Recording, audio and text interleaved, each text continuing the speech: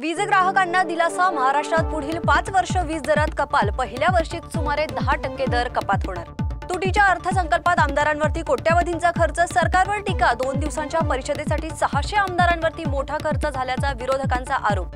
शक्तीपीठ महामार्गाला शेतकऱ्यांचा विरोध। सरकारी कागदपत्रे जाळली। मराठवाड्यात जमीन अधिग्रहणावरून आंदोलनाला पेट।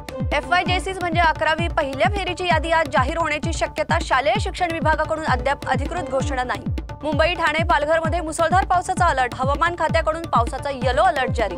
उपमुख्यमंत्री अजित पवारांचा आदेश। सरकारी कार्यालयांची स्थलांतर प्रक्रिया सुरू। प्रशासकीय गती वाढण्यासाठी आणि लोकांना त्रास न होण्यासाठी पावले। सीमावाद समिती पुन्हा गठीत करावी। MESची मागणी। जयंत पाटलांना अध्यक्ष करावा। प्रस्ताव। महाराष्ट्र कर्नाटक सीमावादावर नव्याने चालना देण्याची तयारी। MSEDCLला 2500 कोटींची वीज सवलत मंजूर। शेतकरी, उद्योग आणि कापड क्षेत्रासाठी मोठा दिलासा। माळेगाव साखर कारखाना निवडणुकीत अजित पवार यांचं वर्चस्व। 21 पैकी 20 जागांवर विजय मिळवला। राज्यात नवीन होर्डिंग धोरण लवकरच लागू होणार। महसूल मंत्री बावनकुळे यांनी माहिती दिली। अनधिकृत फलकांवरती नियंत्रणासाठी पावले।